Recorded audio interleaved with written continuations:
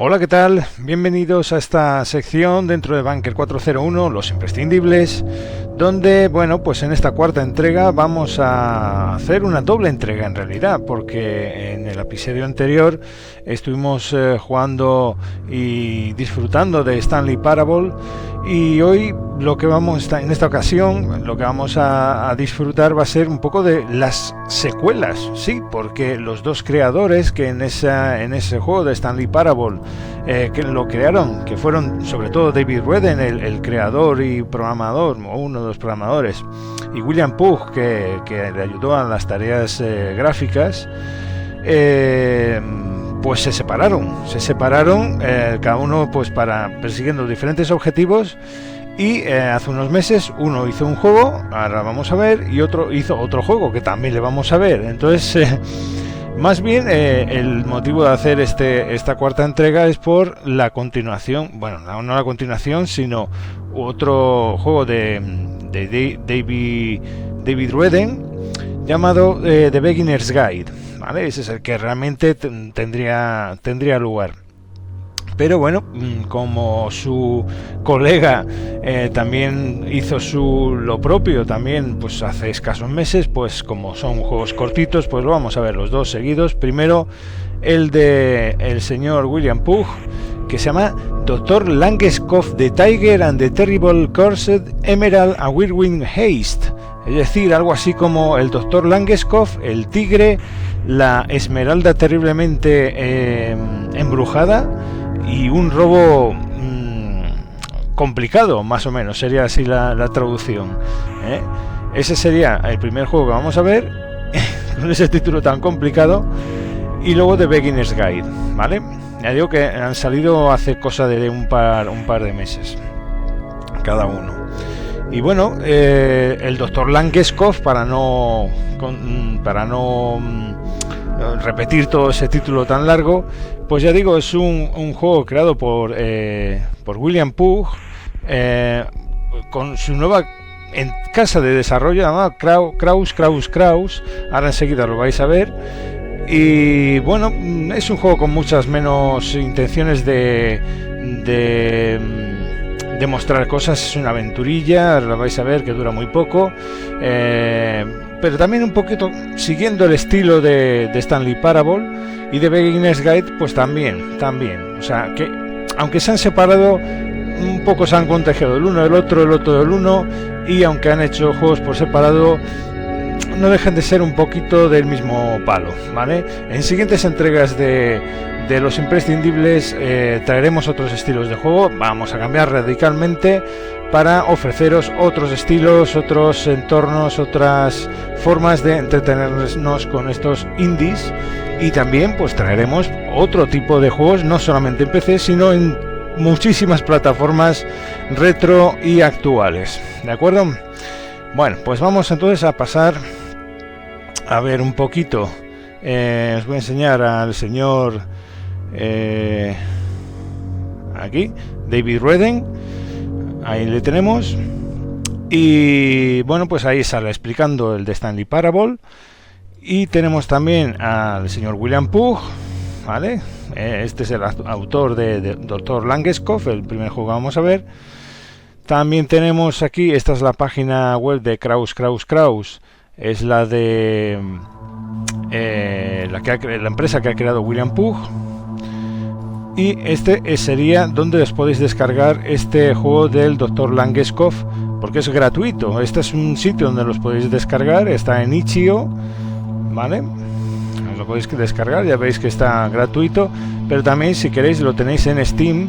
Dr. Langeskov, The Tiger and the Terrible Cursed Emerald a Whirlwind Heist. Madre mía, por Dios. Pues ahí le tenéis, free to play, ¿vale? O sea, es gratuito.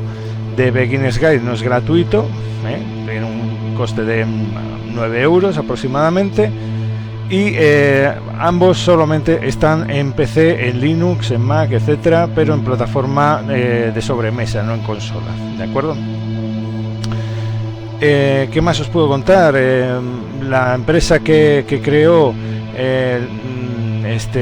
Davie Wraden se llamaba Everything Unlimited, la que tenéis ahí en esta página web, ahí es donde pues tiene de Stanley Parable, el mod que hizo en el 2011, el juego completo que está en Steam, de Beginner's Guide, que es el juego que jugaremos más tarde. Esta es su página web y esta es la página web de Beginner's Guide, ¿vale? Que solamente se puede ver el tráiler. Vamos a ponernos entonces a jugar, vamos a cerrar aquí. Voy a enseñar porque al principio tiene ¿cómo deciros? Un lanzador, ¿no? Donde se puede escoger los gráficos que quieres usar, los controles que quieres usar, etcétera, etcétera, ¿vale? Distintos tipos de calidades gráficas. No hay mucho que seleccionar, la verdad, pero bueno, ahí está.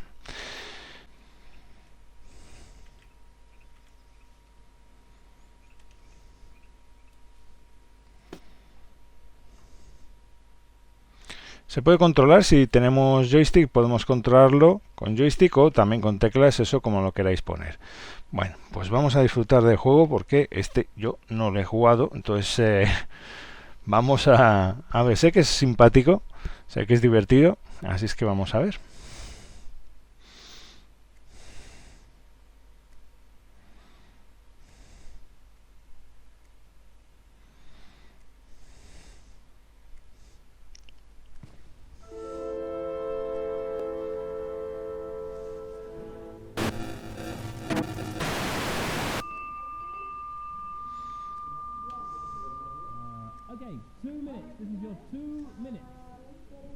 Bueno, ahí. Al principio parece como que algo se ha estropeado, pero no es así, es una gracieta del juego. Bien. Bueno, parece que estamos en un anfiteatro, ¿no? Como empezando a entrar. Vamos a ver si podemos ir por aquí. Ignore this. Pues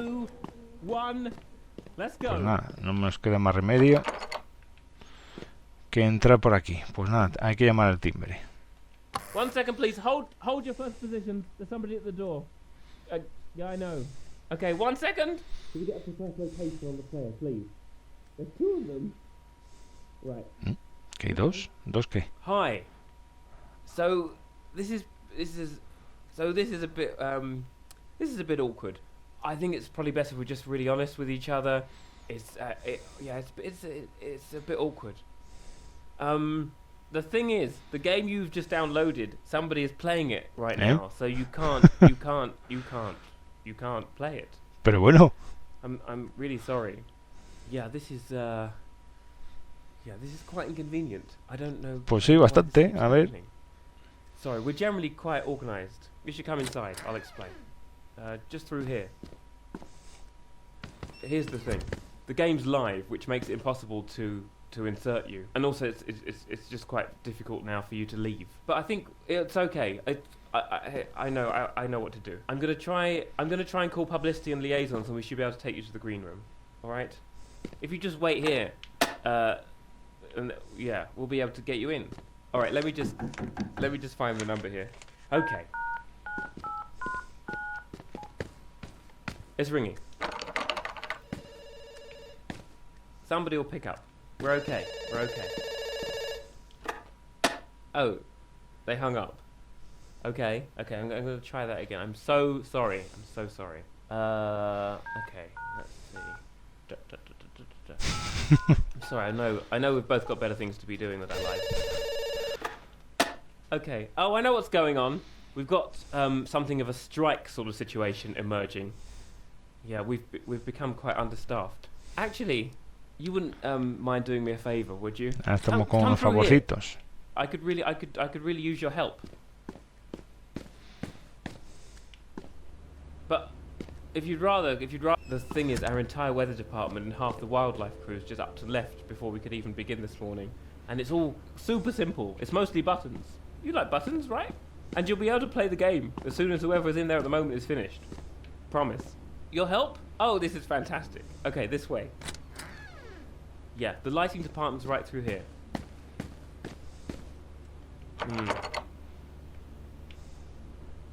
Yeah. Could you get up? That wasn't it. That's the, no, I can't let you back out of there. For lots of reasons. One of the reasons? Danger. Danger is one of the reasons. Danger. Bueno, pues si no me dejas ir por aquí, pues nada. Right. First things first, could you bring up the lights? Thank you so much. Because, you know, we can't have people playing in the dark. Or they'll fall over. And they could die. See that lever? Sí, It sets the sunset la he visto, off. la he visto. We got the reflections in the lake looking. There it goes. Little lights blinking on in the windows of the mansion, up past the ornamental ponds. Oh, it's pretty magical, really. Okay, now we need to attack them with a tiger. It's a heist game. The player's playing a big heist. I don't want to spoil it for you, but the tiger's very important. It's in the title. Alright, into wildlife preparation. Just through the door. Pues no quiero. You don't have to be alarmed. It's not a real jungle. I can't let you in there. Sorry. It's very complicated. Health and safety. It's shelves. There's a lot of shelves. But look, we really need to attack the player with a tiger. It's very important. Right, this is all. It's so safe. We'd usually have someone else do this, but they started striking right after one of them got. Well, that's not. I shouldn't have. Just pull the lever and let's say introduce the tiger to the level. No sé si debería. You should pull the tiger lever. Okay, cool. Press the button too early. Stand down. You need to actually release the. Oh no, not that door. There's a far more pressing concern in the room, and it's growling. There's an actual tiger in this room. An actual tiger. Like, it's about 4 feet away from you. Ya veremos a ver qué tigre. That went perfectly. Look, the tiger's inside the level. We need to make sure it doesn't, eat everybody. Could you hit the red button to send the retrieval team? It's the button. Oh, they actually meant to do it. Tiger's out of the level. Okay, Vista salvaje. Okay, I'm trying to work out where you're going to be most useful. I don't think we have anybody left in catwalks, do we? Oh, we do. Oh, great. Wow. Can't believe it. I guess weather control then. Pero bueno. The door's just over there. You're doing so great. There's not really. Oh, I hate this room. This hasn't been easy, During our second performance, a pipe burst in here and flooded the whole garden level. They got stuck on the roof of the summer house. All right, okay. The script calls for a storm. Let's make it rain. It's the red valve on the pipe next to the door. Gently. A lot of the story relies on there being a storm. It's a big part of Act 3. Sí. Listen, really, it's okay. Don't worry about what I told you about the flood. We've had 235 non-fatal performances since then. I know it. All right. No, too much. Okay, we're good. There's a button below the fan that sorts out the thunder and lightning. Could you do the lightning?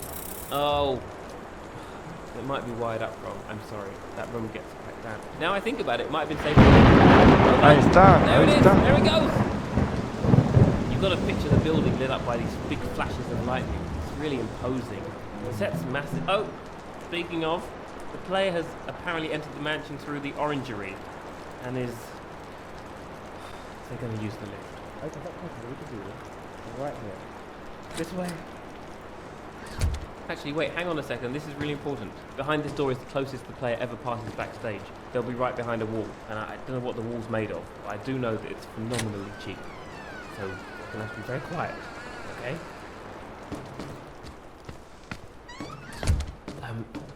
Just down the steps.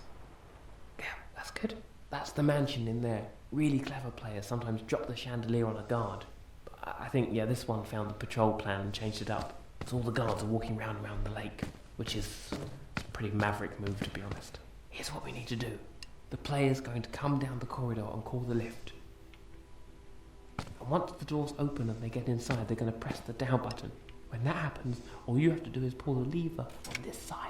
This lift was always supposed to power itself, obviously. It's a hangover from rehearsals that nobody got round to replacing. Besides, it's fine. We've got plenty of time. And actually, no, wait, here he comes. Shh, out, eyes front. Wait for it. Ready?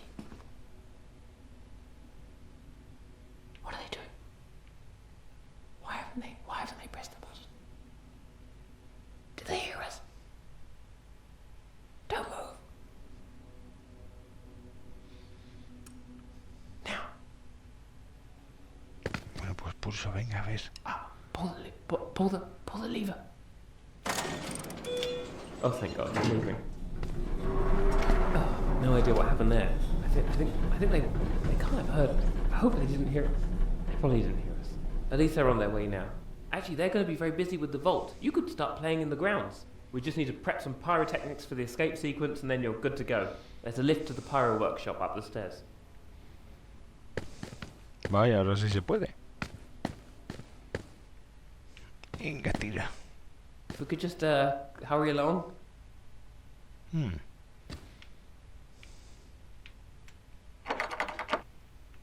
You're not into lifts. That's okay, I can understand that. Qué lucecillas. But we really should keep moving. It's not an unpleasant lift. Really, it's a good lift. Toma. Oh my God. Are you okay? Otra vez aquí. Do you still have your ankles? Pues sí, todavía are they sí. in the correct orientation? Okay, you're okay? You do? Sí, That's sí, hombre, great. sí. Oh God, I'm so sorry about that. Ya, sí. This is the weather room, isn't it? Pues hijo, sí. Right. Okay, listen. Since we can't reach the lift of Pyro, the only way back into the game is through a La otra department puerta. called High Concept Miscellaneous Interactions. Sí, sí, I sí. won't have to do this to you. There's usually a lot of training involved. But I'll talk you through it. It'll be fine. We'll be fine. You brace yourself. Welcome to Miscellaneous Interactions. This is the department that controls a lot of things. Locked and unlocked doors, interior lights, smoke machines, telephone calls, actor cues, laser lights, vault guards, tranquilizer dart strength, you know, that kind of thing. But it's all just done with numbers. I don't know why. And usually the operator's got this big, usually they know what they're doing. But I've got a manual here. I think we'll get through it. Alright, in order to get started, you're going to want to press the number 4. -4 de aquí. Just go right ahead, the number 4. Don't worry about that. Don't worry, that's fine. I think that's normal. I don't think that light's a bad sign. 5, 7, 2, 1, 2, 1. 3. ¿Qué?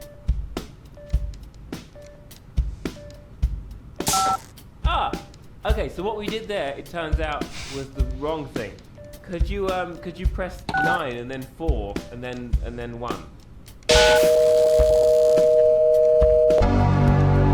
Hombre. Oh, I think we restarted it. It's alright, there's a page in the manual about this. What did you just... That could have been very important! Pues si se cuelga solo. Why did you... It's alright. Okay, I found the right instructions. Alright, I need you to press the number 9. Otra vez. Pesado. Alright. Let's just assume that we've got 9 sorted. Right? Okay. 5, 2, 1, 4, 4. Wait, no! Hit start to cancel that. And then a 2. 6. Just ignore that. That's fine. Right. 7, 2, left. 1, 4, 2. Oh Christ! Please pick up the phone, please, and talk to them this time. How is this not making you incredibly anxious? Oh come on! Again? Do you just not know how to use the phone? All right, back to the board. Pues en este juego no. 2, 5, 9. Oh, I guess we don't need to bother with 9. Oh, that sound that I might have told you to ignore. It turns out that. That's a very bad alarm. So I'm going to need you to just do a 180, right down the stairs, please, right down. I'd probably go a bit further. Move. You really want to move right now. I'm sorry to know about the alarm, but there's been a lot going on in my life, and you really must move. Come on. Here's good. Great. Oh, that wasn't too bad. Okay, back. Come on, back up the stairs. A bit faster than that, please. All right, don't worry. Actually, do worry a bit. Hit 7, 4, then asterisk. Is there a fire below us? Right. Is there something on fire? Oh, there is, isn't there? I don't think any of this room is supposed to be on fire. Please don't do what I think you're about to do. Please don't do it. Pick up the phone and... No! You did what I said you couldn't do. Why did you do it anyway? hang on. We can still fix this. We can. I need you to find a blue panel marked downpour. It's turned off, right? I found a way to activate a fail-safe lever to the left of the... Oh no, wait, on the right of the keypad. Right, not left. Don't do the left. Okay, when the downpour panel lights up, I'm going to need you to pull it. When it lights up, not before. Any moment now.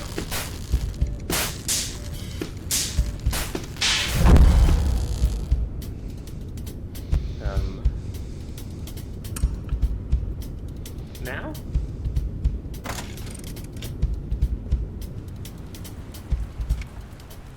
Did we do it? Bueno, al menos yo me... The players left the match. salir. I think we did it.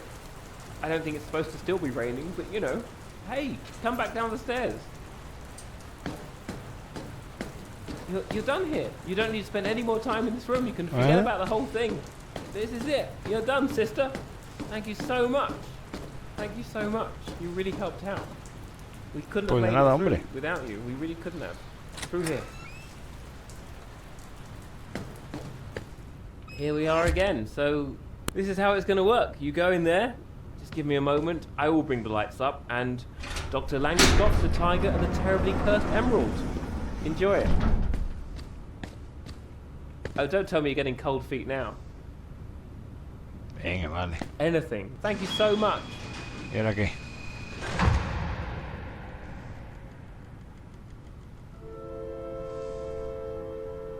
Bueno, a ver si todo esto valió para algo, porque vamos.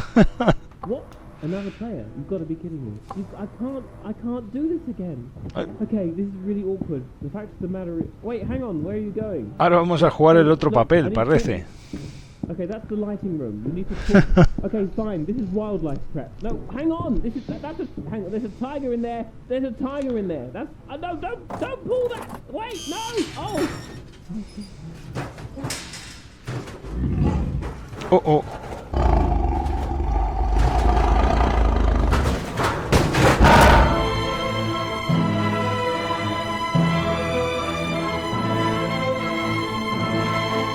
No jodas.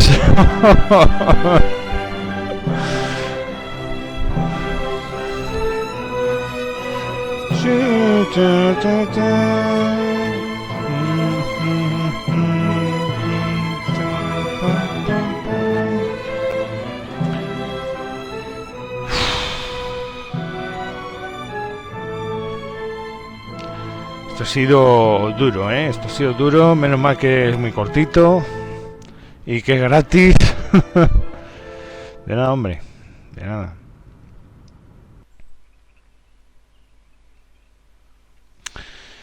Pues nada, pues ya se acabó, por lo visto. Bueno, pues vamos allá entonces con The Beginner's Guide.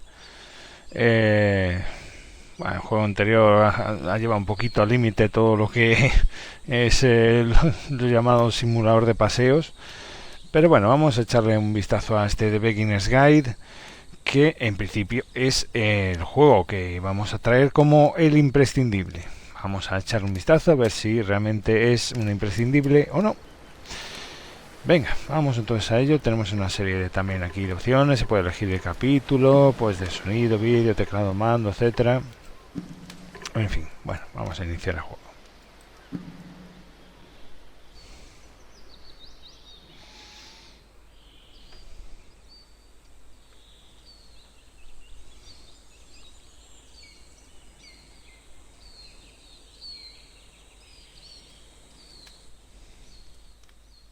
Hi there. Thank you very much for playing The Beginner's Guide.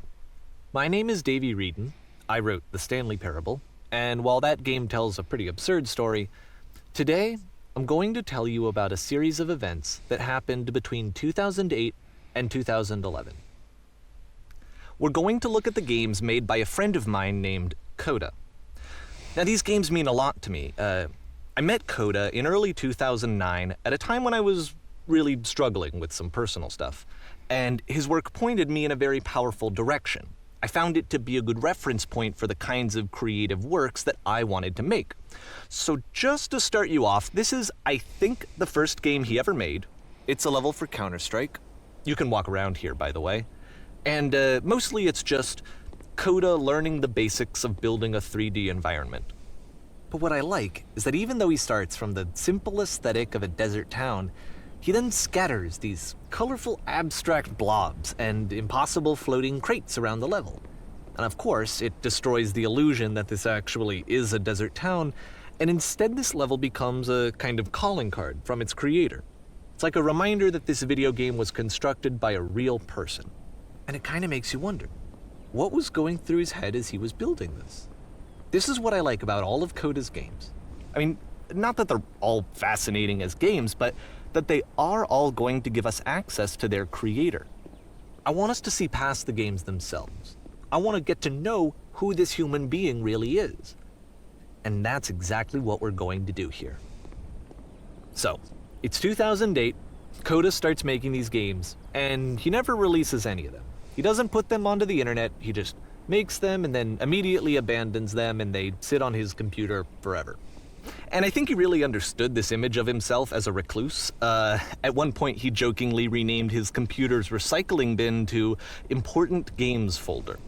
So, you know, this was just how he worked. He tended to crank them out one after the other without even really pausing to try to understand what he had just made, until suddenly one day, he just stopped.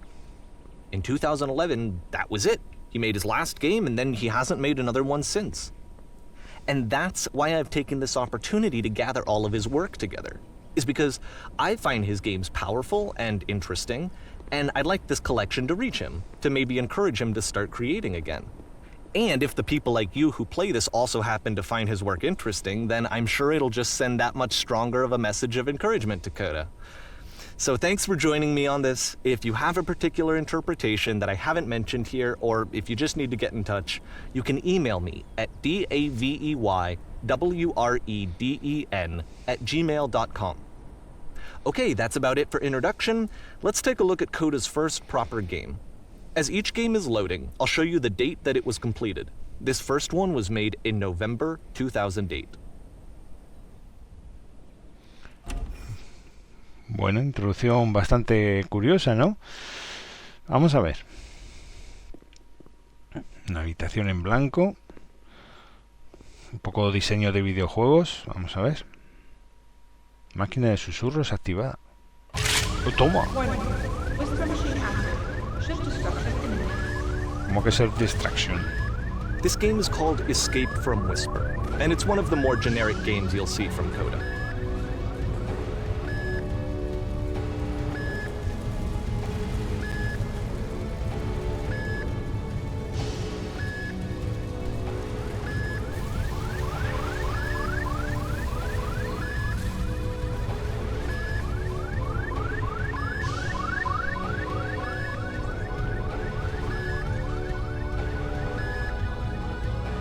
Security call breached.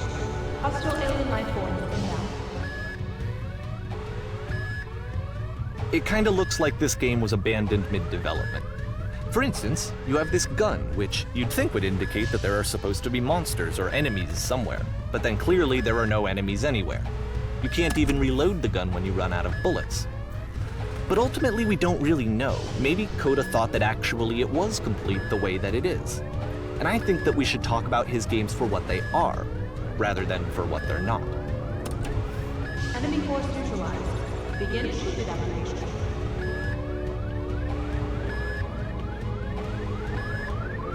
I love how you can see the bottom of the universe from this room.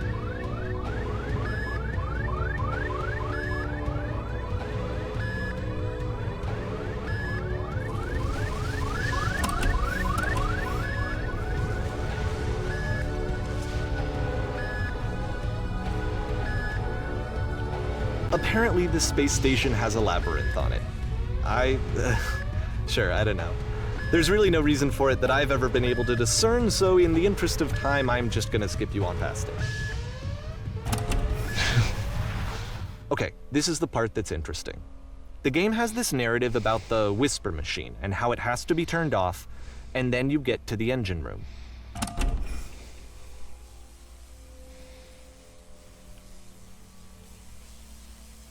Hey, you there, in the engine room.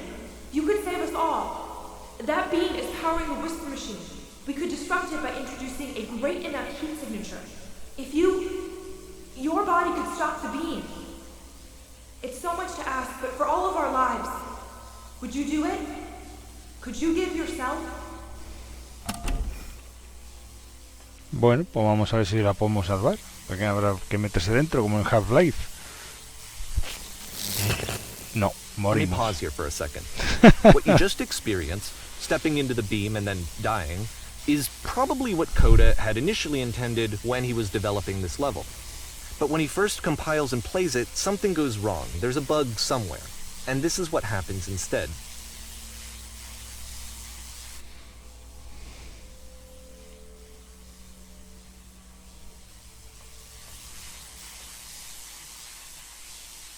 Oh. Pero moriremos, ¿no? Wow. The beam causes you to start floating. And this is an important moment for him.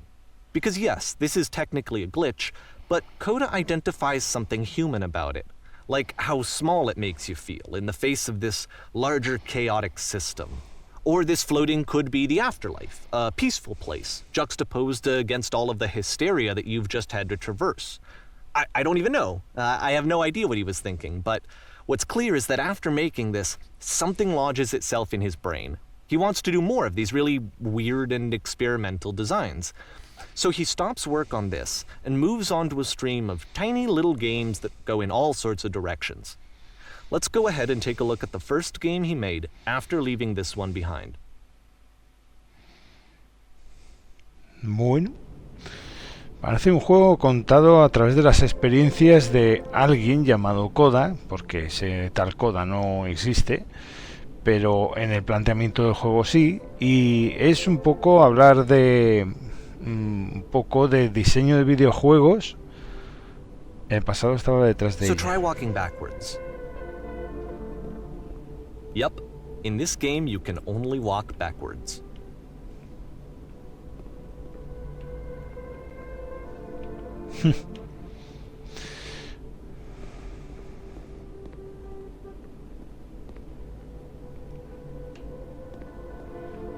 Tremendamente curioso. Ya, pero no. So it's a short and relatively minimalist experiment combining motion and narrative. It is less advanced than the previous game, but actually it seems to be more focused, more complete. Code is trying to give it a unique voice rather than simply basing it on a pre-existing trope.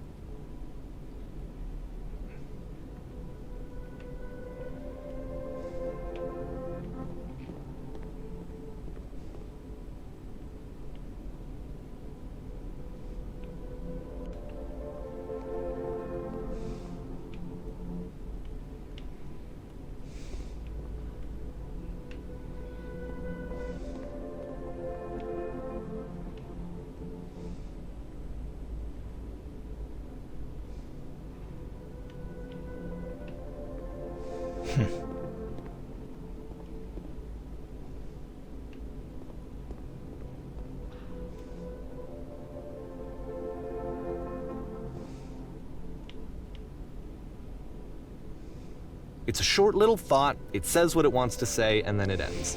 Didn't need anything more than that. Which to me is why it works, because it gets out quick. Okay, next one.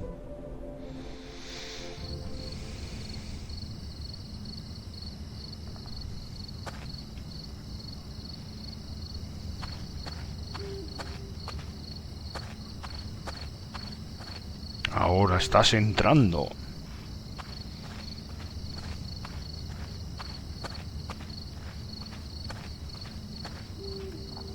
And that's it. Okay, the meaning of this game won't be clear just yet. Please be patient with me for a few more games, and I promise you'll see what makes it interesting.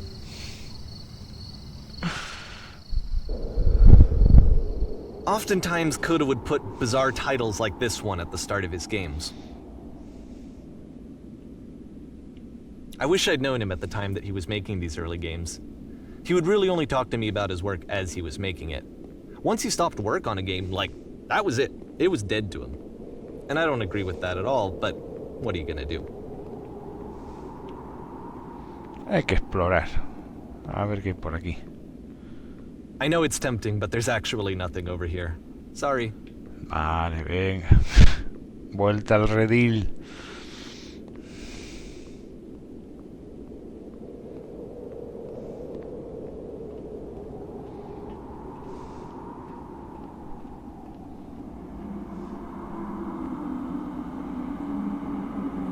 Ay, que no llego.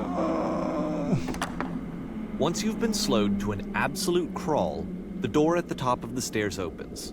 So why, if Coda's not showing these games to anyone, why bother opening the door at all?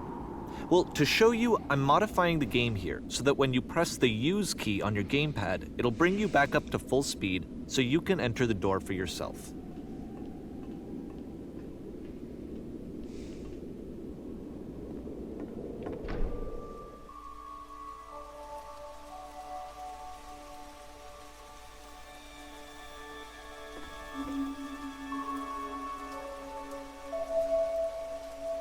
A room that's warm and nice and filled with little ideas for games.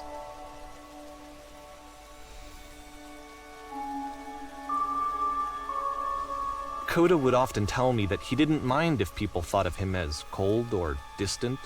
He said that he knew that he was actually a vibrant and compassionate person, but that it takes time to really see that. It can be a very slow climb to get there.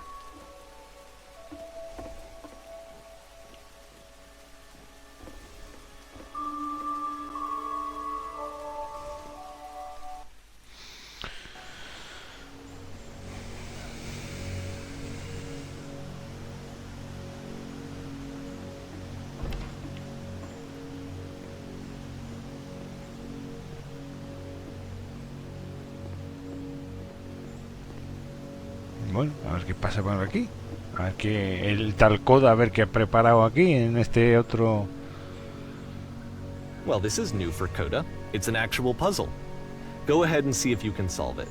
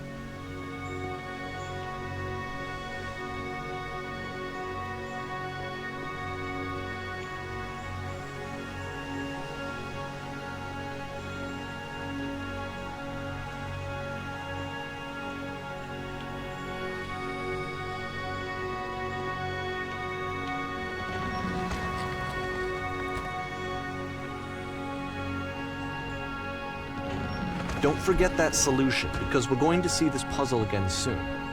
We're going to see it a lot.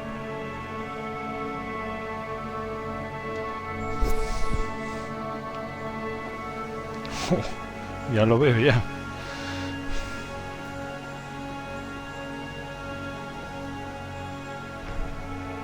So that seems to be it, right?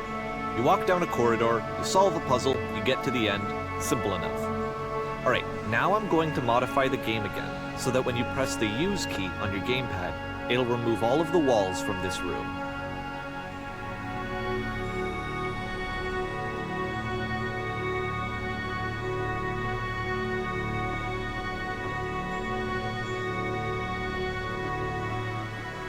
How about that? There was more to it than we had any way of knowing. I actually find it funny that this game comes after the Stairs game, since they essentially convey the opposite idea. So, in the Stairs game, a dull exterior concealed a rich interior. And then, in this level, a dull interior hides this fantastic outer world. Either way, I think that the point is the same, is that most of the time you don't get to know what you're missing, or even that you're missing anything. That's not your role as a player. So if your role here is not to understand, then what is it?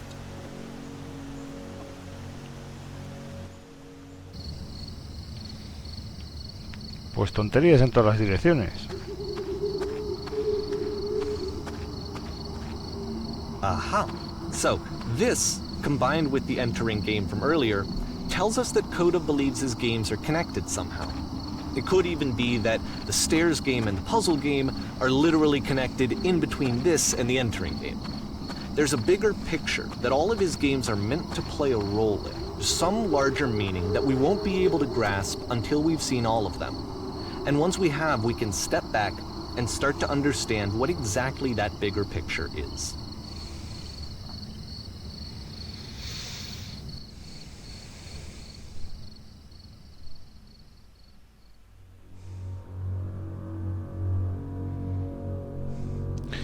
Creo que me voy a poner en este lado porque esos mensajitos de las fechas me da que son importantes también.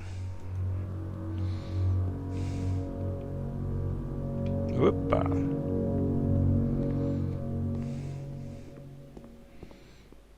Let's talk about video game development for a second. Otra Every vez. video game runs on what's called an engine, which determines what the game can and cannot do. So in other words, the engine is a set of tools for game development. To make all of these games, Coda is using an engine called Source.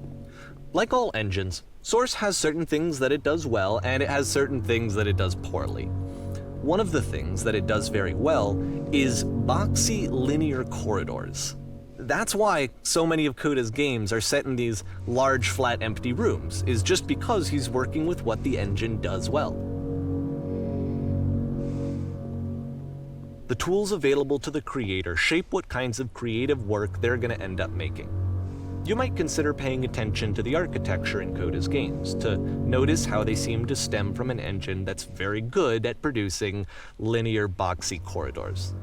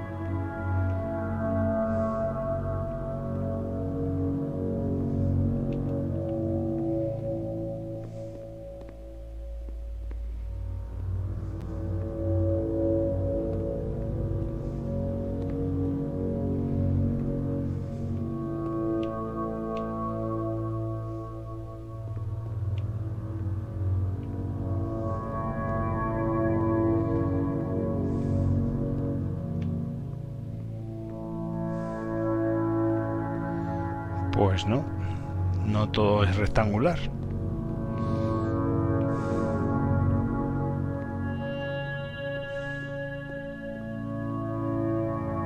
No me dejas cogerlo, ¿eh?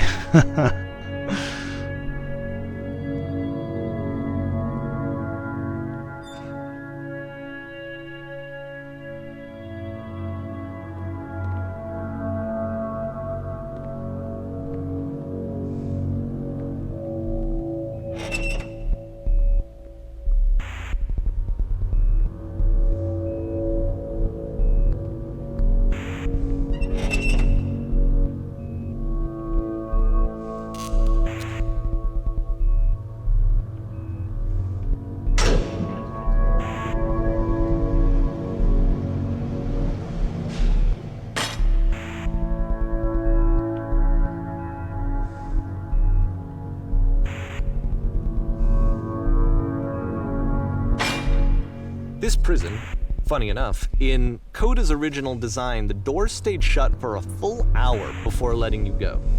If you don't mind, I think we're gonna skip that. Pues mejor va a ser así. No. This is something that he and I used to argue about a lot. You know, whether a game ought to actually be playable, whether it means anything if no one can get through it. And I would always defend that, you know, all this work goes into the game, why not make it playable and accessible? And so we just got into heated arguments over it, and there was one time that after one of these conversations, he went home, and a day or two later, he sent me a zip file entitled Playable Games that was full of hundreds of individual games, each of which was just an empty box that you walked around in and nothing else. Believe me, I played every single one of those just to find out if there was like a gag hidden somewhere. There wasn't.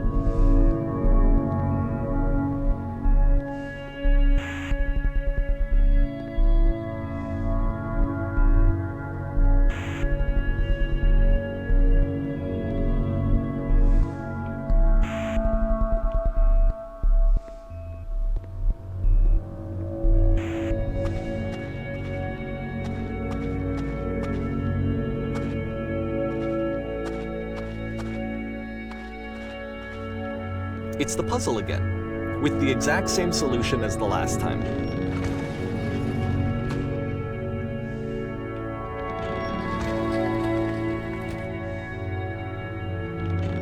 There's still no clear indication of what makes this puzzle so special that Coda is going to return to it over and over. But I promise I'll share with you my interpretation very shortly.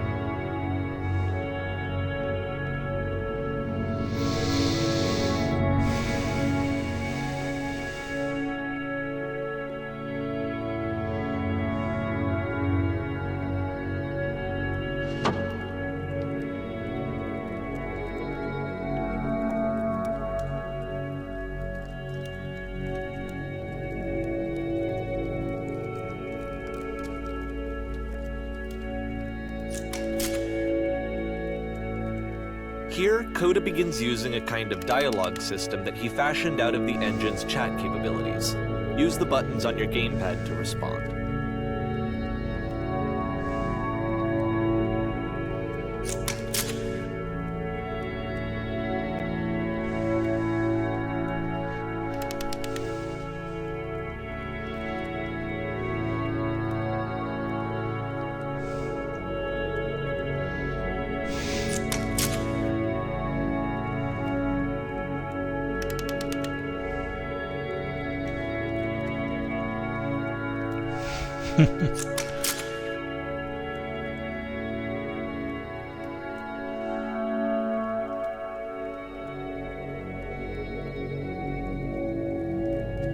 No hay nada que dice más. Ah, maldita sea. Me he dado cuenta de que salen las frases en el otro lado. Hay que andar cambiando aquí.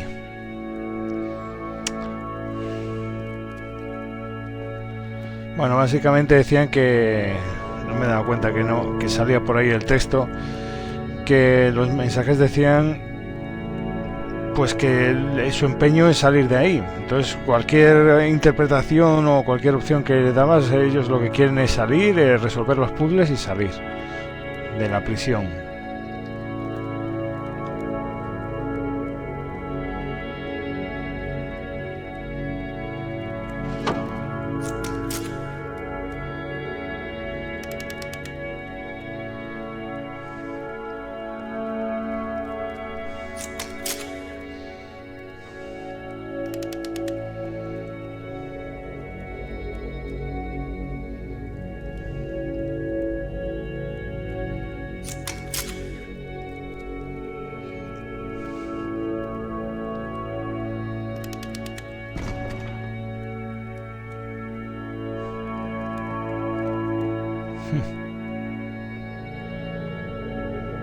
Bueno, parece que hay un agujero negro en algún sitio donde nos podremos sentar. One last descent down to the final floor of the level.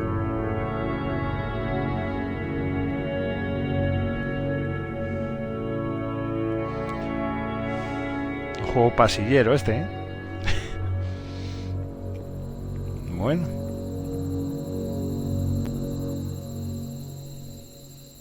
It's a lamppost.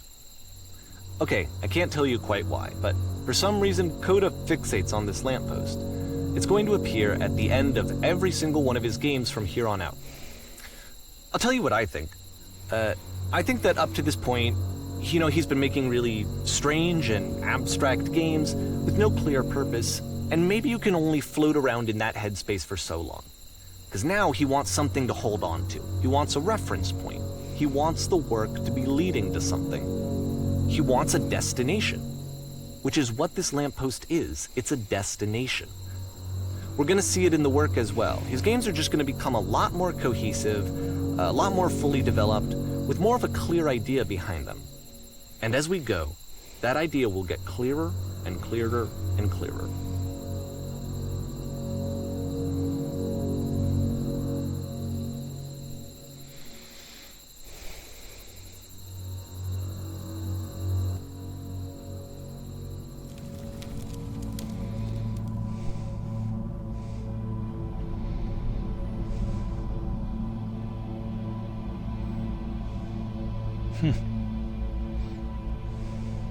Va evolucionando. Las fechas que van saliendo a la parte derecha de abajo, esos son fechas que van progresivamente como mejorando o actualizando sus juegos, que son cada uno de estos que están apareciendo. Es un poco la historia que nos está contando. Mira, estos son los mensajitos ahí en plan Dark Souls. So first off, I'm sure you can deduce this, but this game is not connected to the internet. All of the notes that you're going to see have been written by Coda. This was actually the first game of his that I ever played. This was shortly after I met him at a weekend game jam in Sacramento, where I grew up. I saw him working on this very level, and it was just so different from anything that anyone else was doing. So right away I was like, I have to be friends with this person. In retrospect, I think I was probably a bit too pushy, trying to get his attention. I was over-enthusiastic. But he was very gracious about it and very patient with me. And I cooled off eventually. Oh, feel free to skip over any of these notes if they're not doing anything for you. Nothing extra is going to happen if you read all of them. Either way, to me they convey a sense of loneliness. I see this person who's filled with thoughts and feelings and beliefs and has no way to express them except as scattered and unheard voices in a game that wasn't meant to be played.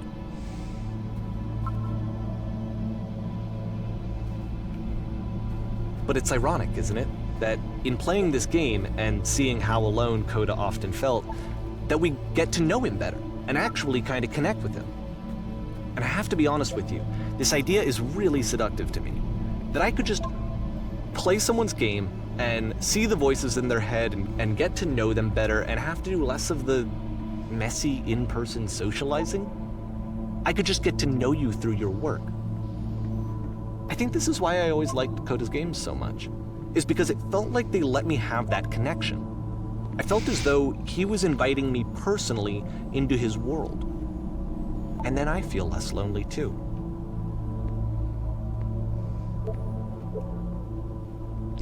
No escuches a ese tío.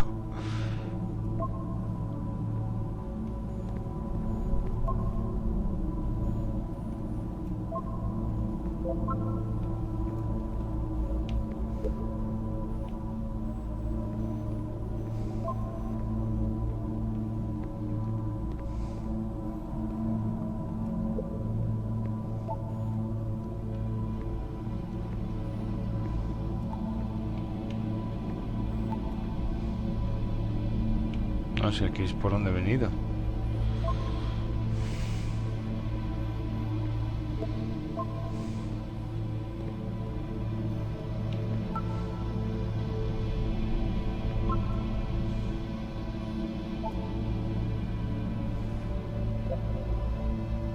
Nueva sala. Y campanas.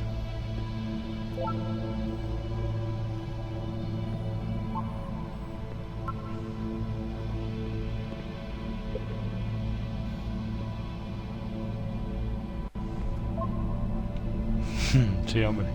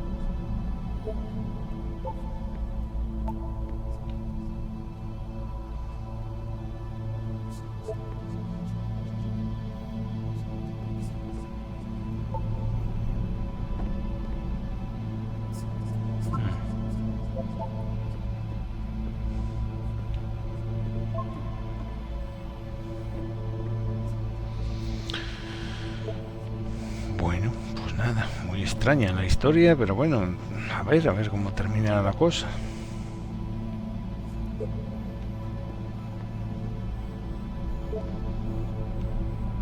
Efectivamente, tiene que haber una razón detrás de todo esto.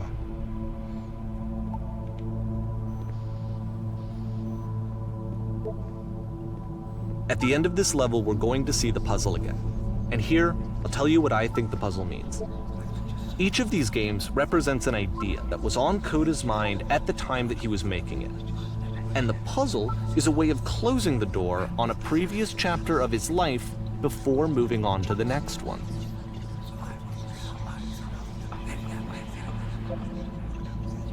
In each of his games, after exploring a theme that, he might find difficult, Coda can then place this puzzle that he knows has a reliable solution, he understands exactly how it works, and so it gives him a simple mechanism for moving on.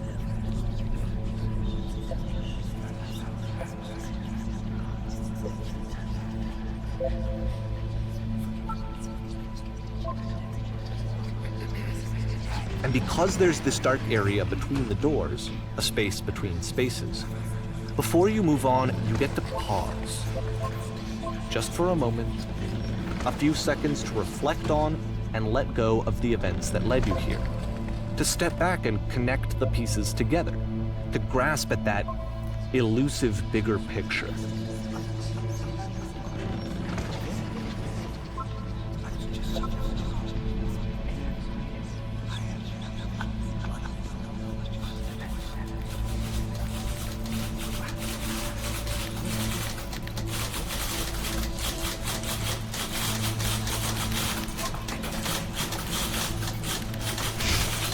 ¿Cómo se dejan notas?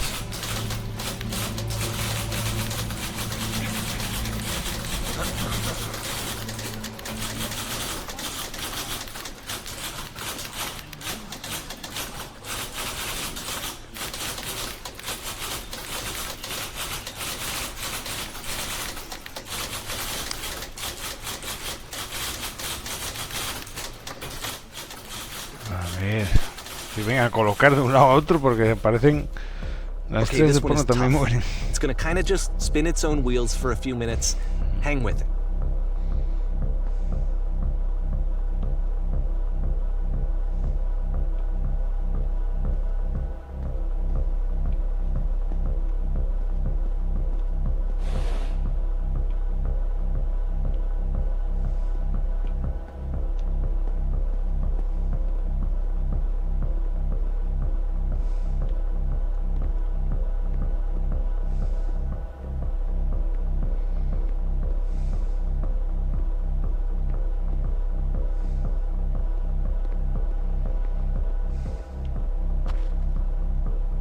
See, like, this is it, the whole game. And there's nothing that's particularly interesting about it. You just walk to the end of a hallway. Except, for some reason, Coda gets really fixated on this prison that has all of this modern furniture. And I don't know why, but he decides he needs to revisit this prison. He's gonna start over, use the same assets, turn it into something else. Okay, cool. Here's version 2.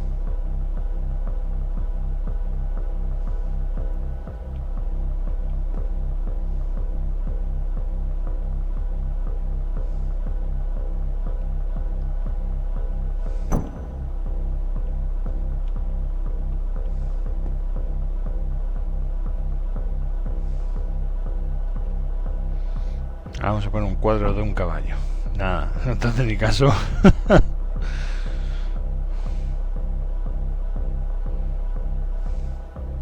Vamos a poner bobinas de Tesla.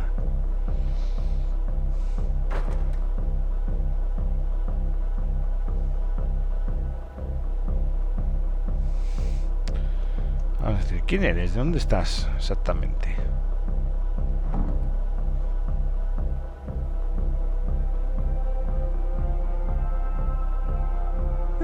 There's a bit more to this one, but still it's not really communicating anything. It's kind of just weird for weirdness' sake.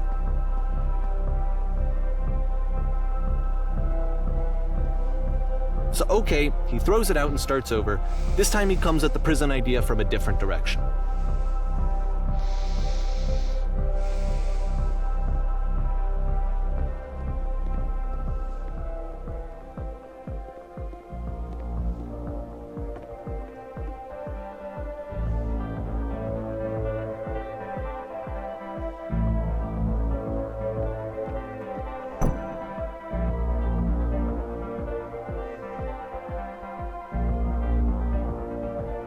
Marco.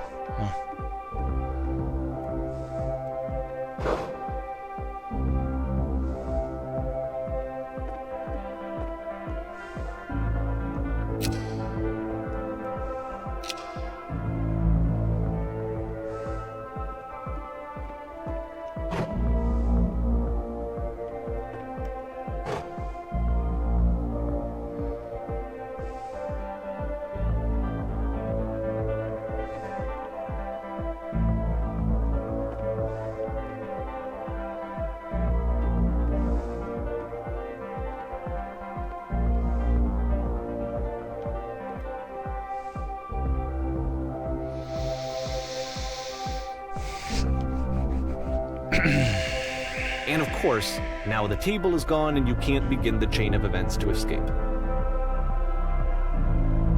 Here's a version where there are no bars, but you can't actually get to the well. And then a version where the inside of the prison is the outside and the outside is the inside. Let me just blink you real quick through a few more of these. I mean, he really unloaded on this prison idea. There's nearly a dozen of them. Personally, I think it's awful to watch this, to see a person basically unraveling through their work. And for what? Like, at what point do you just go, maybe there are game ideas other than this prison that I could be working on? But Coda doesn't have that voice telling you to stop, that particular mechanism of defense against yourself. Without it, you just spiral. And so he keeps going and going and going and going and going, and then he hits on something. And he likes it. And that's it. He's done. He stops making prisons. This is the very last version of the prison game that he created. And the reason I think it works is that the prison is not actually in it.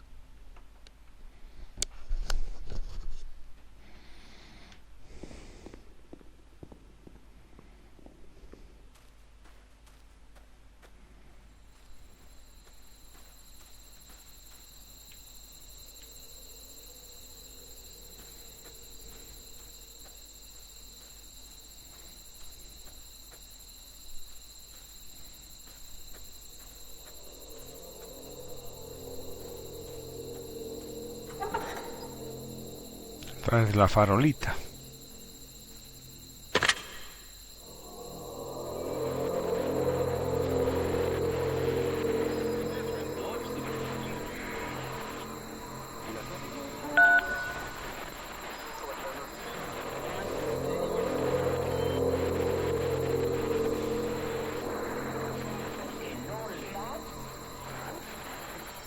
It's a conversation.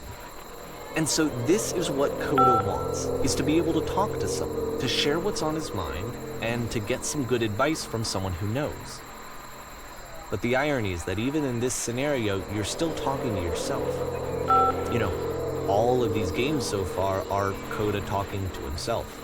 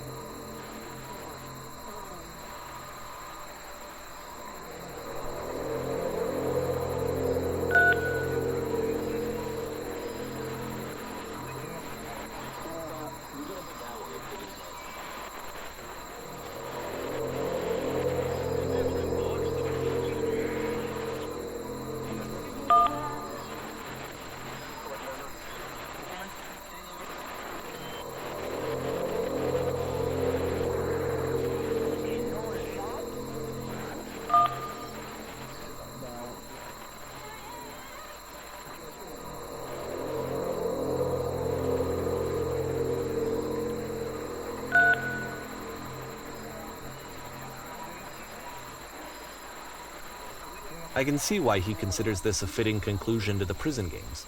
After all of the obsession and frustration, just to be told by someone you can trust that things are going to be okay. Wouldn't that be nice?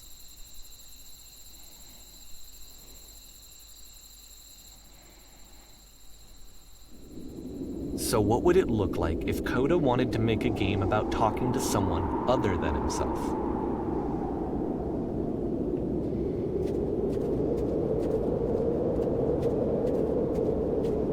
To me, this environment is meant to represent Coda's puzzle, with the 2 doors on either side and a dark transitional space between.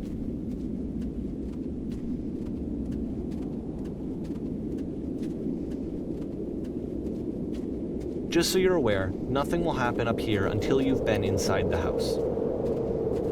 Bueno, pero lo examino.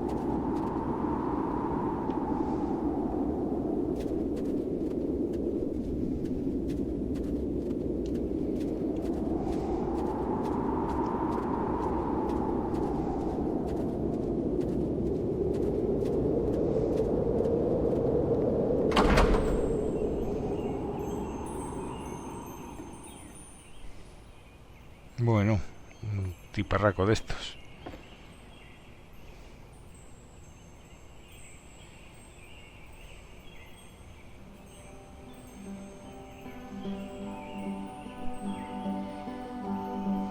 You'll notice that the quality of the art is a step up from previous games, including this new and improved chat system, which he started using from this point on. From here on out, he begins putting much more effort into the visual polish of his work, and this particular game took 2 months to create as a result.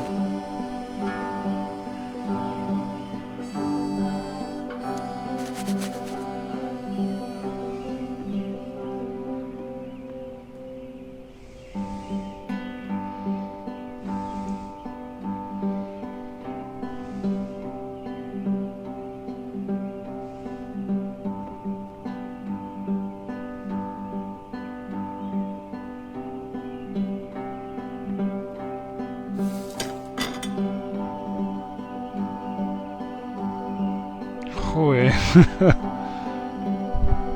Pesadito.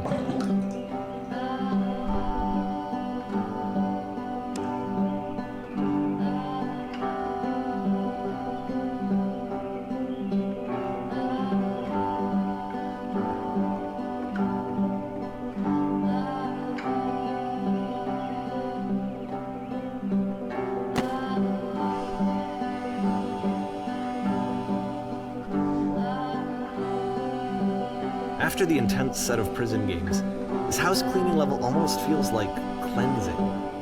It's the moment after a particularly difficult or traumatic experience where you just need to let it sit and digest inside of you, and eventually cohere into something meaningful.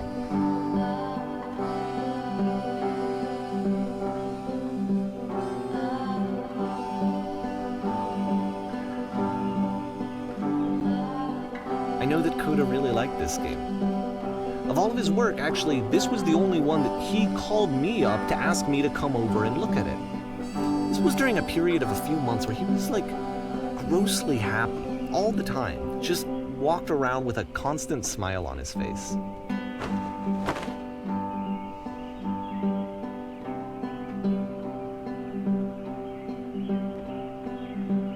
Pues no quiero limpiar la mañana.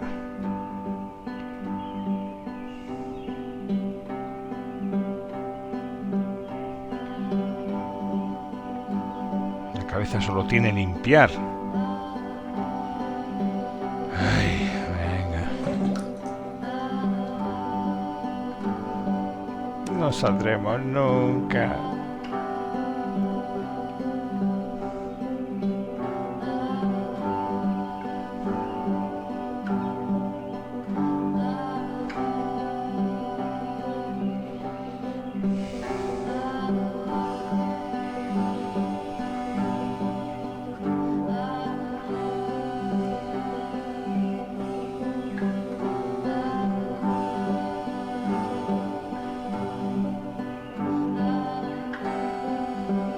Quiero colocar más libros. Quiero salir de aquí.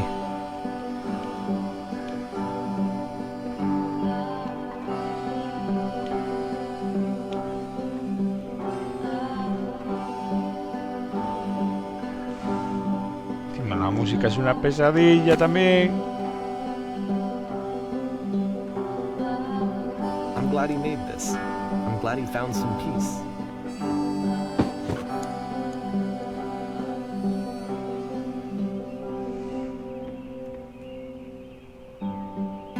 But, No. of course, it can't last. The music stops, your companion is gone, it's time to leave. The door at the top of the hill is now open as well. Again, you can't stay in the dark space for too long. You just can't. You have to keep moving. It's how you stay alive. ¿Por qué? ¿Pasa algo o qué?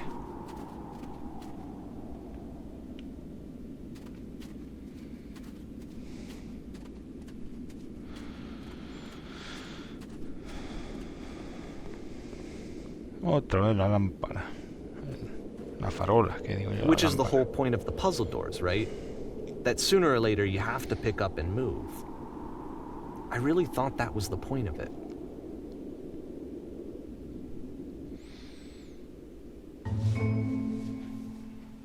This one gets a bit goofy.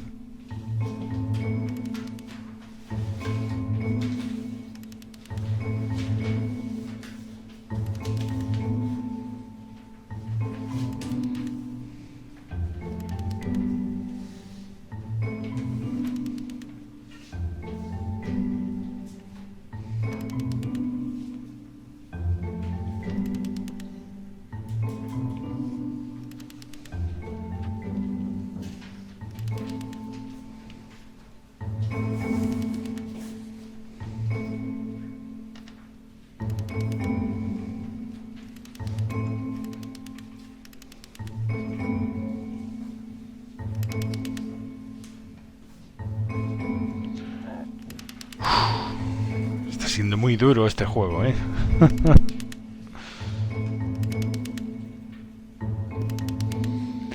About halfway through the game, the perspective shifts. Wow.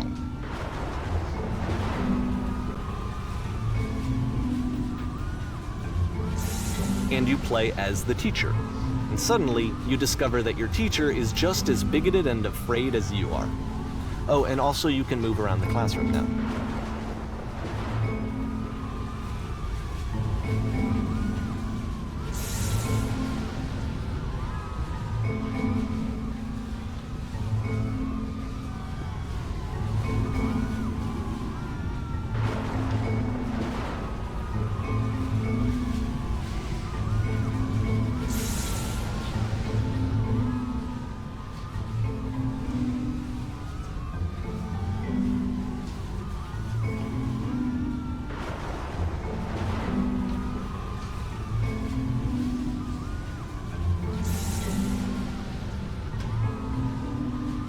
I felt pretty hard for this one.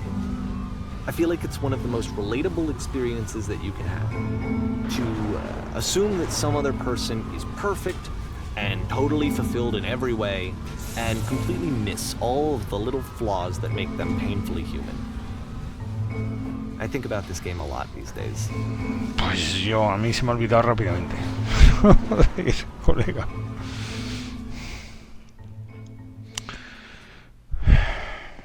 This one took a lot longer than all the others for Coda to make.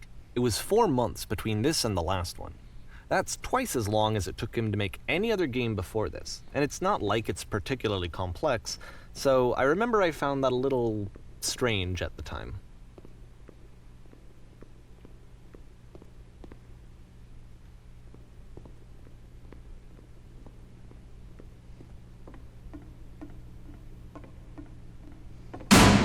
Coño, qué susto.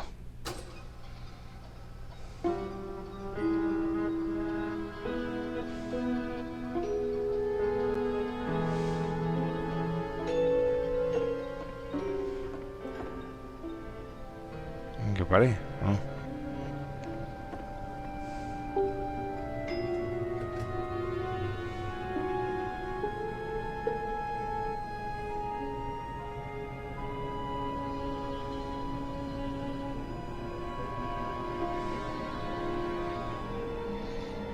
Vale, hay que hacerlo.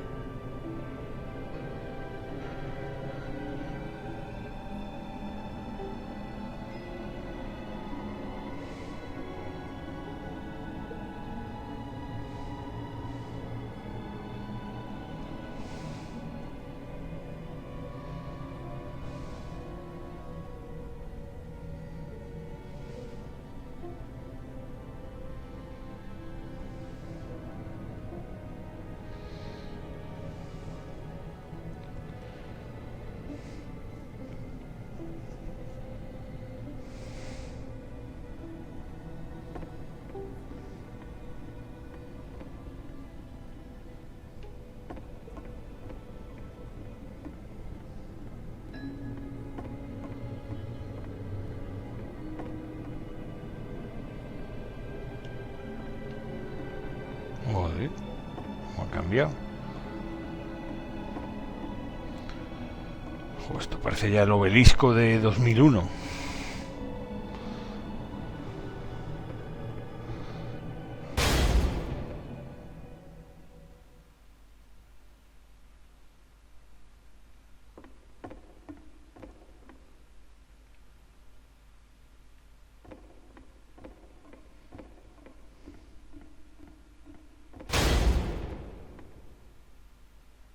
The game ends with this eerie premonition of what's going to happen next in Coda's life.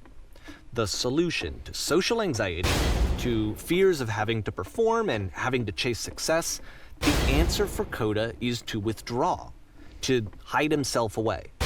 Which is what leads to scenarios like the stairs that slowed you down several games ago, where it just becomes harder and harder to access Coda's inner landscape because he keeps retreating. He just keeps backing away from possible connections to anyone other than himself. And to be honest, I didn't consider it very healthy when I first played this game. You know, it looked to me like he was trying to justify the idea of just disconnecting yourself from the world. And that wasn't what I wanted for him or for his games. Because I feel like a lot of his games are inviting me to connect with this person, to bring him closer. But what can you do? After this, Coda went off and took another 5 months to make a new game.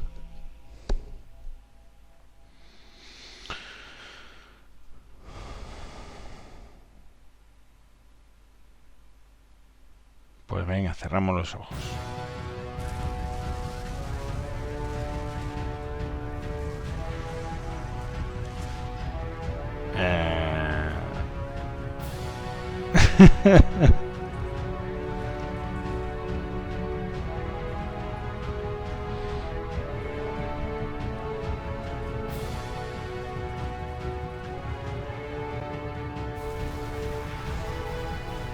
Cataclash.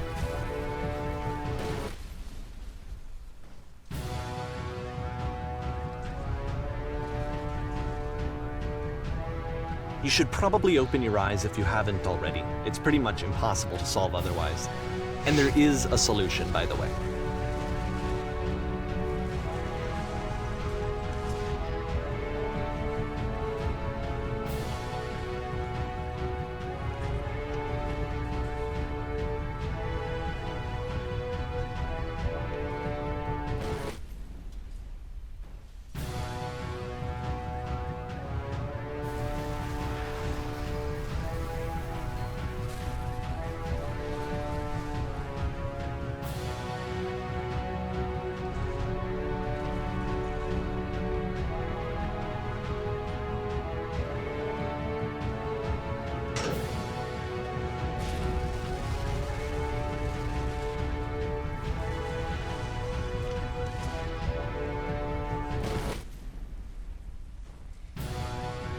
sé qué sale ahí.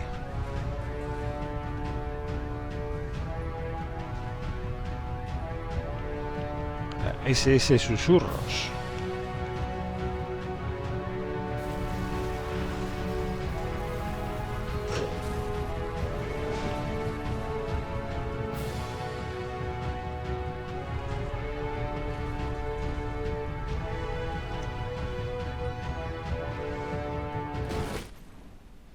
Diciendo algo que sea honesto.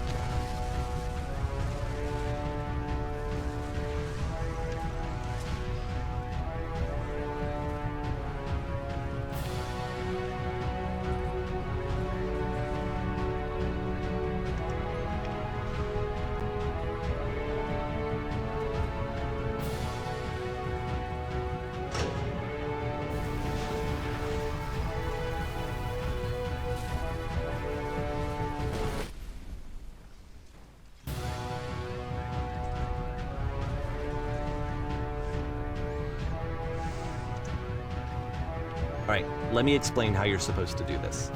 On either side of the room are elevators, which go up to an upper level. You have to go up, walk over to the person who's standing there, and then select dialogue option number 2.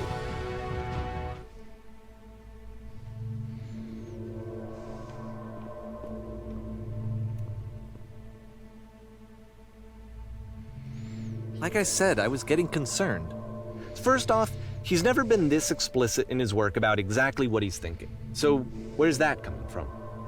But then even weirder, his work has potentially stopped being an outlet for him. Not like he's having trouble iterating on ideas, but he literally just can't think of new ideas anymore. And in person, he was being a lot more distant than usual. Like, you know how sometimes a person will just deflect anything that you say in order to keep themselves disconnected all the time? It was that kind of thing. Here was the point in my relationship with Coda where I really started to wonder if he needed my help in some way. His games are going to get more desperate from here on out. After this game, it's almost 6 months before he finishes something new.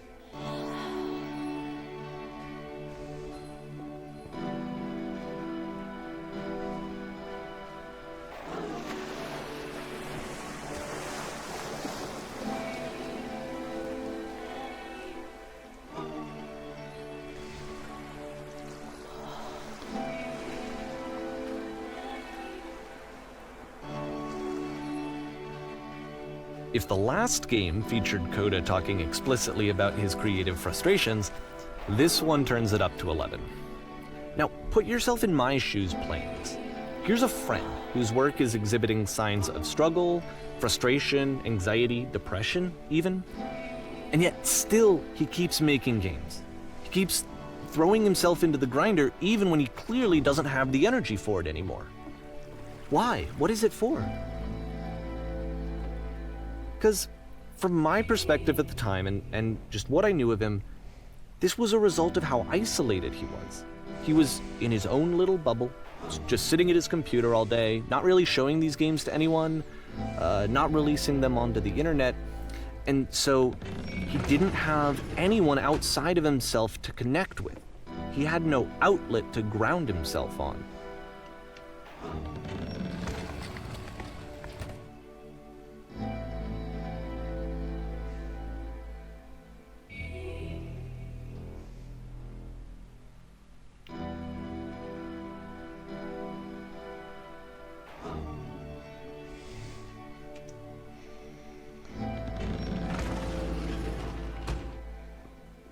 You can't talk yourself out of loneliness. It doesn't work that way. You can't be the one writing both the questions and the answers. Then there's no movement. Then there's no circulation. If all of your anxieties are being channeled into your work, then if the work ever fails, you have no backup and you're just going to crash.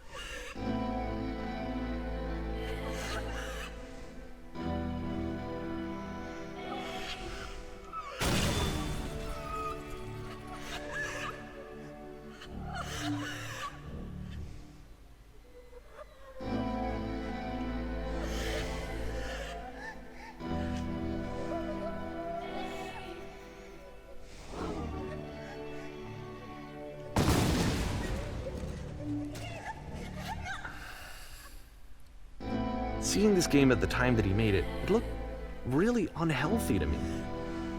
I was watching him do this to himself, and I hated it. I hated seeing him so trapped. It's like, video games are not worth this amount of suffering. This is someone I really cared about, and I used to get so much joy out of seeing him create. For him to suddenly become angry and frustrated like this, it was the worst thing for me.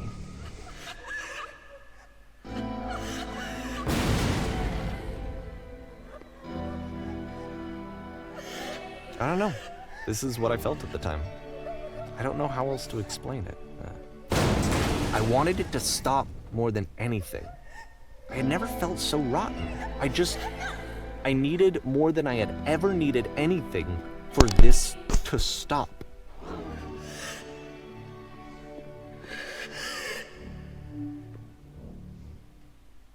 But it didn't stop. After finishing this one, Coda takes another 7 months and comes up with a new game.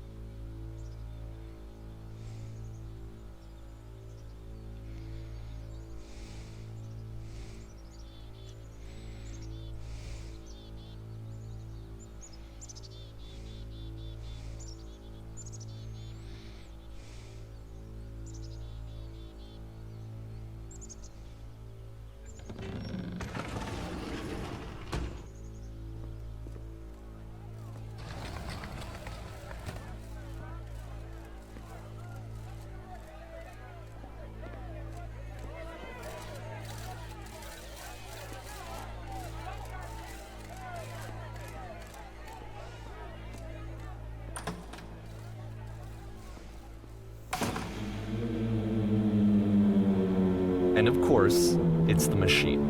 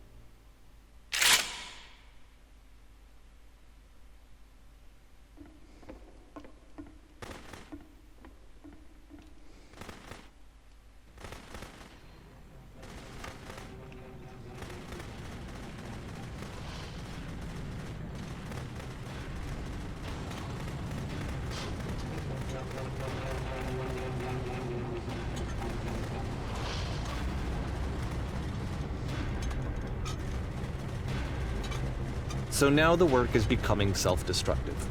And I'll tell you, at the time that I first played this game, shortly after he made it, here's what I'm thinking to myself. I'm thinking that code is stuck in his own head, and that it's having a very negative effect on him, and that all he needs to do is just start showing his work to people, to get some actual feedback on his games. It might get him out of isolation. And so, as I'm thinking this, I realize that I could be the one to initiate it. Because it would never occur to Coda to start actively soliciting feedback, so what if I did it for him? If he could see the difference it would make to have more actual conversations with other human beings, would that bring him out of his mental spiral? Would it give him confidence in himself? Would it bring meaning back into his work?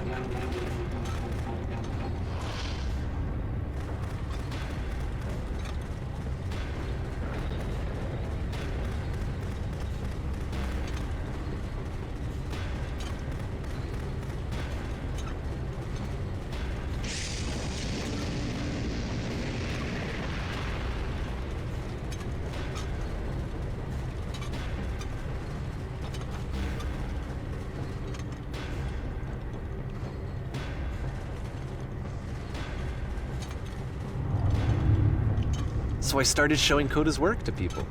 I took this one, and the islands which you just played, the theater, the notes, the house cleaning game, and some of the prison escape game. I brought them to people that I knew and trusted. I asked their opinions.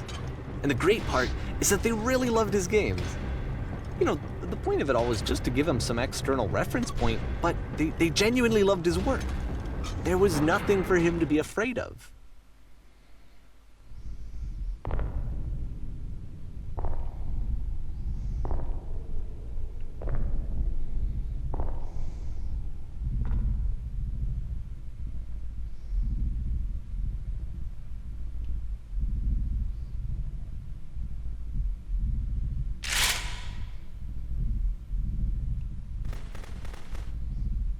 Can you see why I felt like this was the right thing to do? Because it's the thing that I always feel like I need, to be told that my work is good, that I am good. When someone really connects with a thing that I've made, when they see themselves purely in my work, there's nothing that feels better. And I got to give that very same feeling to my friend. I did something, I really felt like I'd done something good, like I was a good person. I felt like there was a friend who was in trouble and was unhappy and maybe didn't like themselves, and I could fix it. If I could give him this gift, maybe I could fix the problem. When they told me how much they enjoyed his games, it was the best feeling. It was the absolute best feeling. It made me feel so happy. So beautifully, beautifully happy.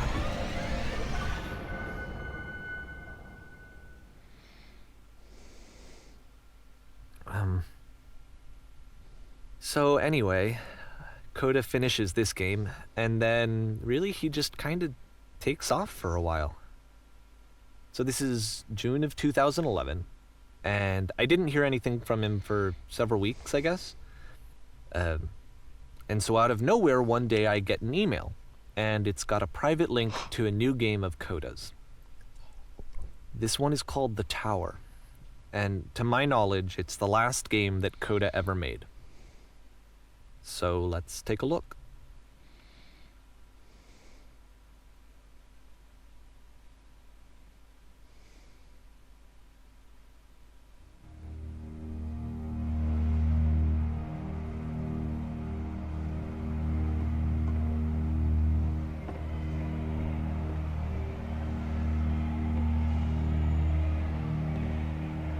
And this is where I have trouble saying anything meaningful about Coda's work. Because more than anything else, the tower just feels distant. It feels like it's trying to distance itself from the world. It's a very cold game.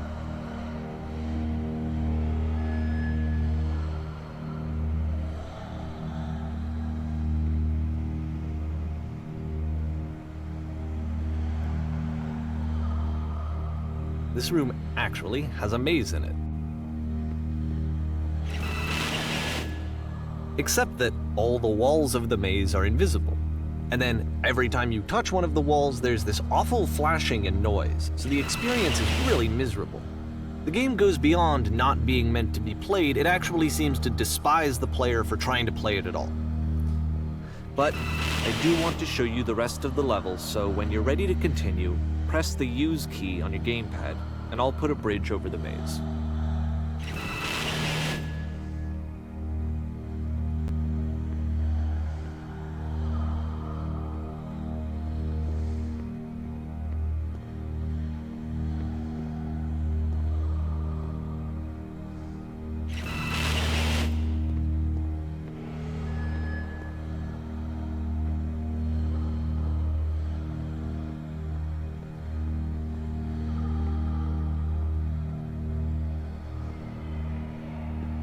And to be fair, it's not like this is the first game that's needed some modification to be playable. Like the house cleaning game. You know, that one used to actually loop the cleaning chores and you just cleaned a house forever. I had to cut it off so that you could exit the house and the game would actually end. But that game had an idea that it was actually trying to communicate. What's the deeper idea behind the invisible maze?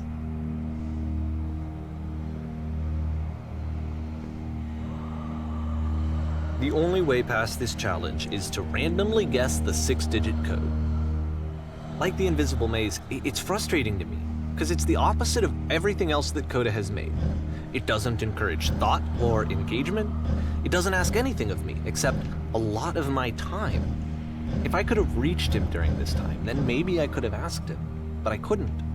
I still don't really understand why this is here. I'll put the code on the ground for you here, though, so that we can move on.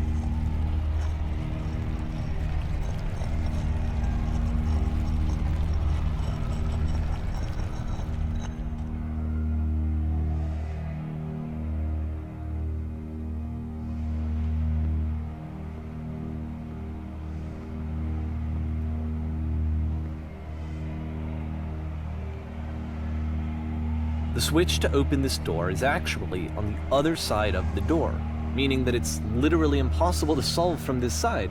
So even if you somehow brute forced your way through the first 2 challenges, and you got to this point, there's actually just no way to progress.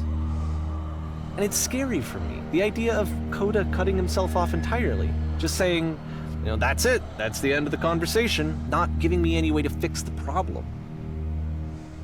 I feel like a failure, I guess, when I can't fix the problem. But I can open this door for you, so let me do that.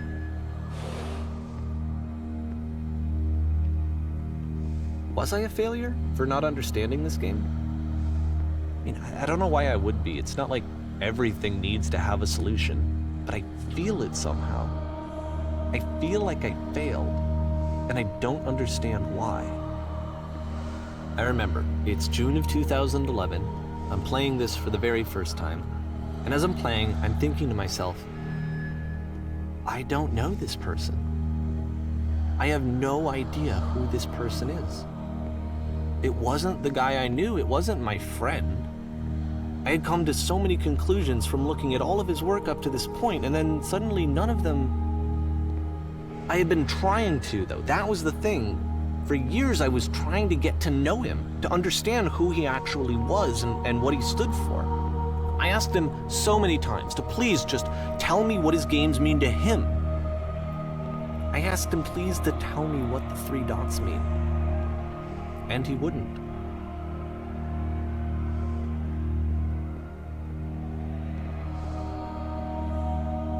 I just felt so strongly that if I could have connected with him, that if I could have somehow made his work my own, that I would finally be once and for all happy.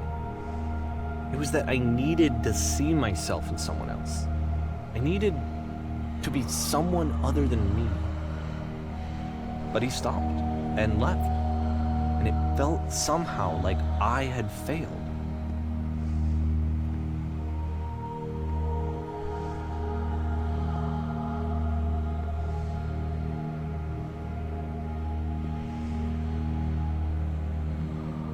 Where did I screw up?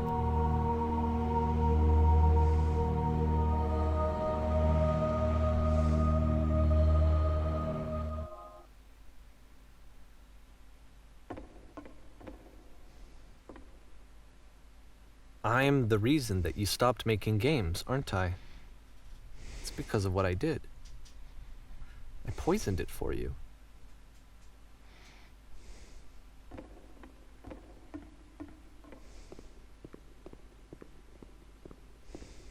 I don't think I ever told you this, but when I took your work and I was showing it to people, it actually felt...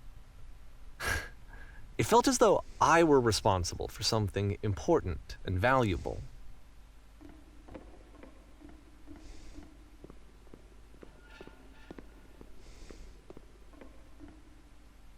And the people who played them, they treated me like I was important. They really listened and cared about what I had to say. Even though I was showing your work, I felt good about myself. Finally. For a moment, while I had that, I liked myself.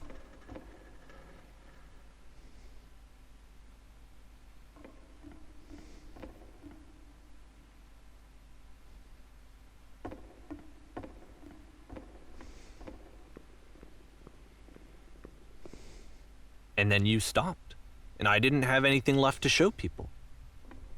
I just had to be with myself. And as soon as that happened, there was no feeling at all. Nothing. Less than nothing. What does that mean?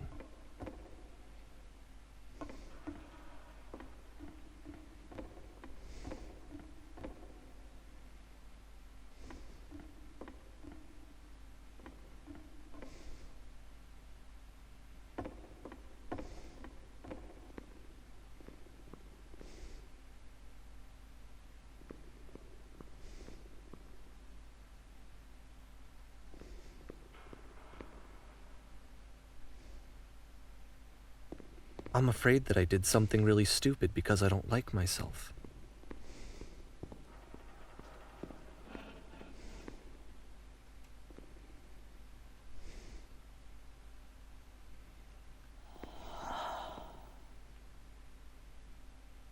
That's why I'm releasing this collection of your work, is because I haven't been able to find any other way to reach you.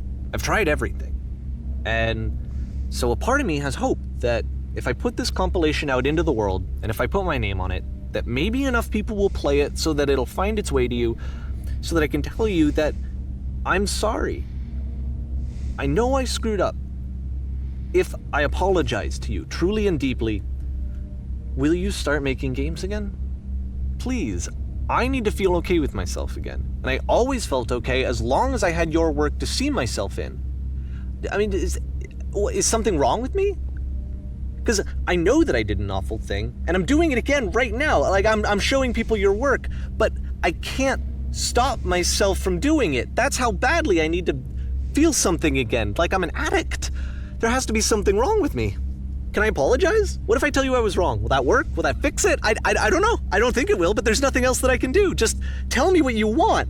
I'm sorry. I'm sorry. Please, start making games again. Please help me. Please give me some of whatever it is that makes you complete. I want whatever that wholeness is that you just summoned out of nothing and you put into your work. You were complete in some way that I never was. And I want to know how to be a good person. I want to know how not to hate myself. Please. I'm fading, and all I want is to know that I'm going to be okay.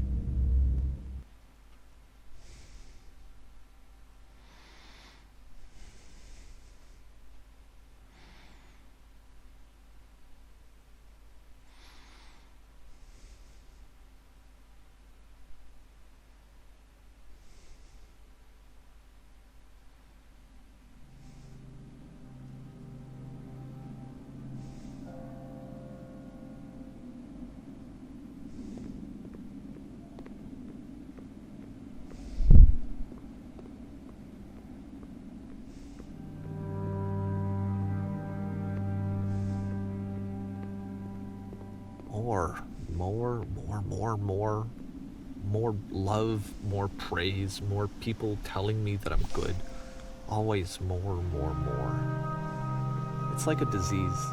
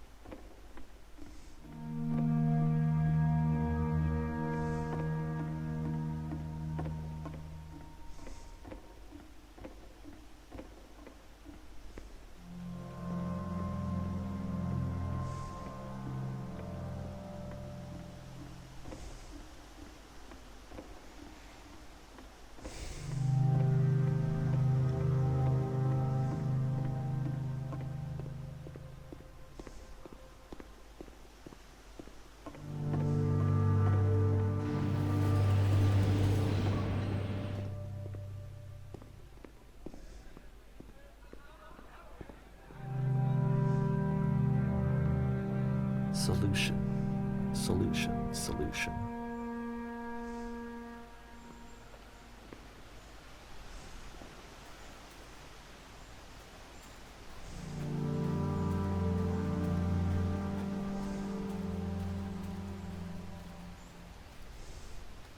I guess if someone had told me ahead of time that he just really enjoyed making prison games, maybe I wouldn't have thought he was so desperate. I wouldn't have told so many people that he was depressed. Maybe he just likes making prisons.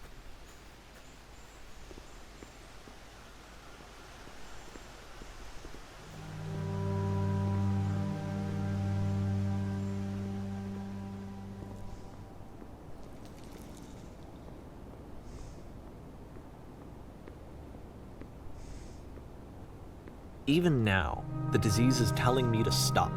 Don't show people what a shitty person you are. They'll hate you.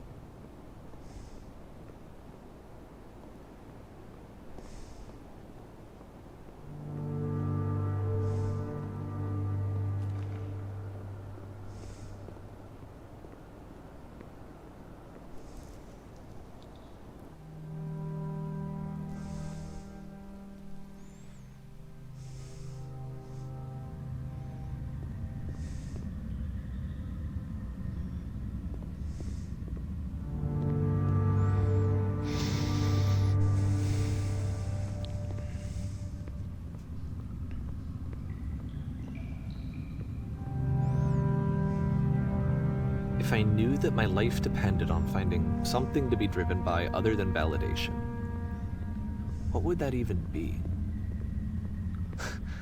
It's strange, but the thought of not being driven by external validation is unthinkable. Like, I actually cannot conceive of what that would be like.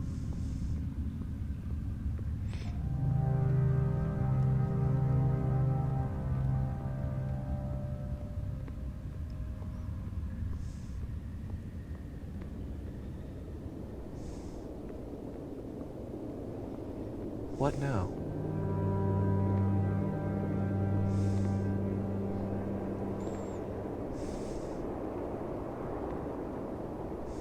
I think I need to go.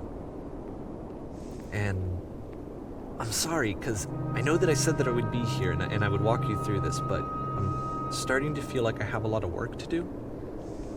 I have a lot that I need to make up for, and so I'm just gonna... Okay.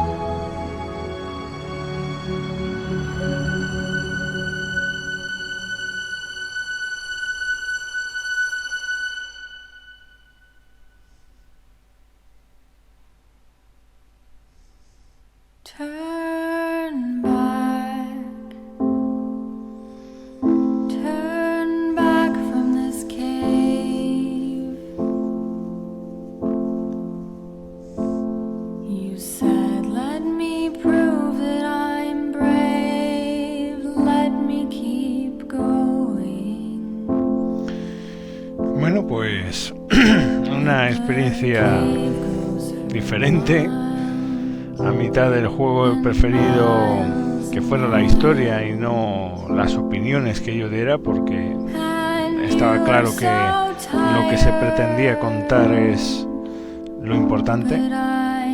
Y bueno, probablemente una historia personal, ¿no? de Davie Wraden, que pues probablemente la gente le da muchas palmaditas en el hombro.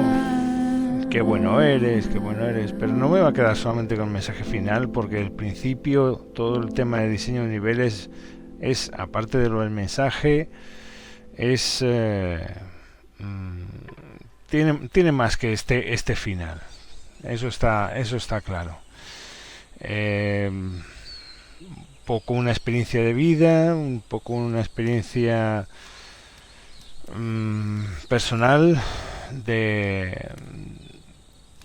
No sé si trasladarlo de algo que sea algo personal suyo, que quiero decir real, más que algo inventado para el juego, ¿vale? No siempre lo que aparenta es porque sea algo personal suyo que le esté pasando o que le esté sintiendo, sino es muy posible que sea algo inventado, aunque no creo que haya mucha distancia, ¿no? En este caso, entre las dos causas de la realidad y lo inventado, aquí en The Beginner's Guide. Bueno, la cuestión es pues eso, una experiencia diferente.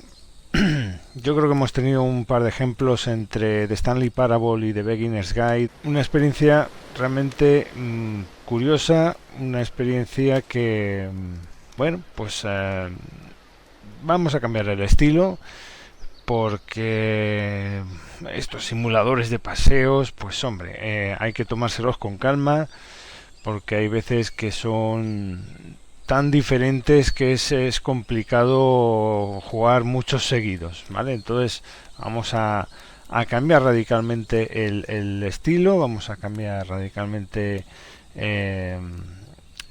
la temática de estos indispensables, y esperemos que la siguiente y siguientes juegos que os gusten, ¿de acuerdo?